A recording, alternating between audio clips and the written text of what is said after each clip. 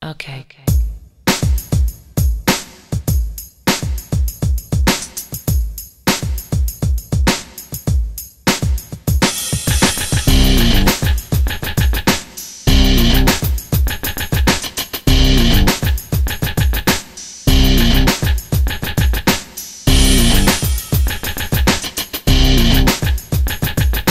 Hey guys, and welcome to Tanashi's Movie Corner. And today I will be reviewing the Mission Impossible series up to this point because the new one's coming out on Friday, Rogue Nation.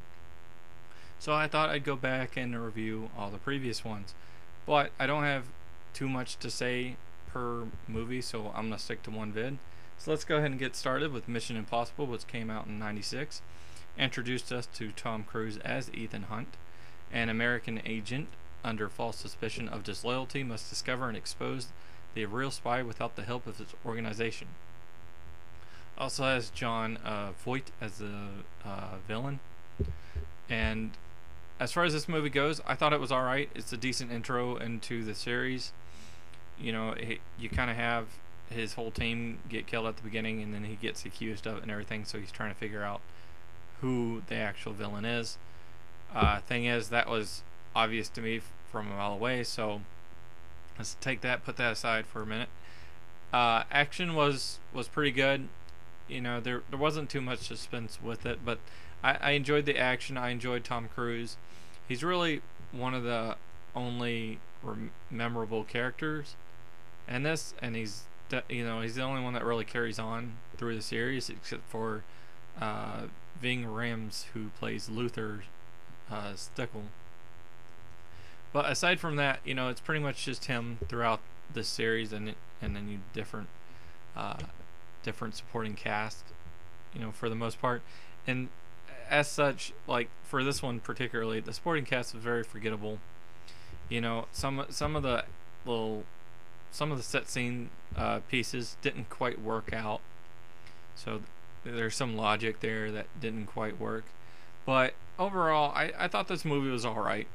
So if I had to rate it, I would go ahead and give it just a 5 out of 10. Like I said, it's alright, but there's some smaller moments. There's really forgettable supporting cast, and the villain didn't really work for me. So that being said, we'll move on to Mission Impossible 2, which came out in 2000, bringing Tom Cruise back as Ethan Hunt. And I gotta tell up front, I didn't like this movie. Ethan Hunt didn't feel like Ethan Hunt. He felt like a completely different person to me. And anyway, it's about him going to Sydney to find and destroy a genetically modified disease called Chimera. Again, supporting cast is really forgettable. You have Ving Rhames back again, and he does a good part throughout these movies, but he's, you know, for the roles he has, but that's pretty much it.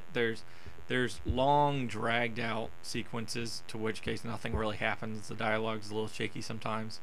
There are some good action scenes, but they don't happen until near the end. And you know, at a movie that's over 2 hours, it's kind of hard to really sit through all the boring scenes that don't really have that much build up going for it. So you know, you can have non-action scenes, but have better build-up. So, rating this one, I'd have to go ahead and give that one a 3.8.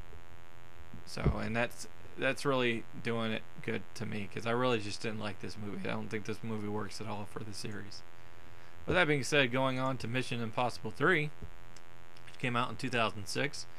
I will talk about the director for a second. Director being J.J. Abrams. It was his first movie to direct, and he was coming off of Alias, the TV show, and you really get that feel with how this movie plays out and all the suspense sequences and the action and everything.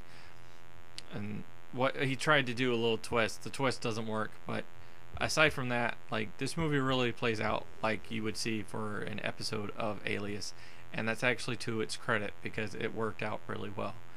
I really enjoyed this. Again, Ethan Hunt from Tom Cruise does a really good job, back on track from, you know, kind of messing up a little bit with the second one. Philip Seymour Hoffman as Owen Davian, the villain, did really well.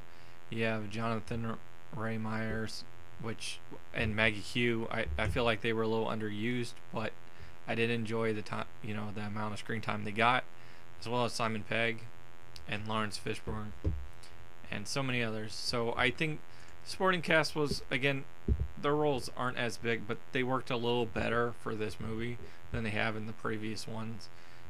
I did like the villain, or one of the villains. I like Philip Seymour Hoffman's villain. I think it worked out really well. There's a few moments that, logic-wise, I'm like, I don't know how that worked out, but aside from that, I think this movie's really good, and I'd have to give that a 6.8 out of 10. I think that it's a pretty solid rating. I think it's a really good movie. Now moving on to Ghost Protocol, which came out in 2011 and was the first Mission Impossible movie to have something outside of numbers. But anyway, again, I can't say this enough. Tom Cruise does good as Ethan Hunt. Second movie aside, he does a really good job at portraying that character. And Simon Pegg is back in this one, and you have Jeremy Renner who comes in. And you even have a cameo by Josh Holloway, for those of you that watch Lost. But anyway, the IMF is shut down when it's implicated in the bombing of the Kremlin, causing Ethan Hunt and his new team to go rogue and clear their organization's name. Action-wise, looks great. There's some comedy through there. I think all the characters really get to kind of showcase a little bit, so they're not as much of a backseat as they are in some of the other ones. Visually, it looks great, and it really works. The only real downside is very forgettable villain. I watched this film a couple days ago, and I couldn't even tell you who the villain is.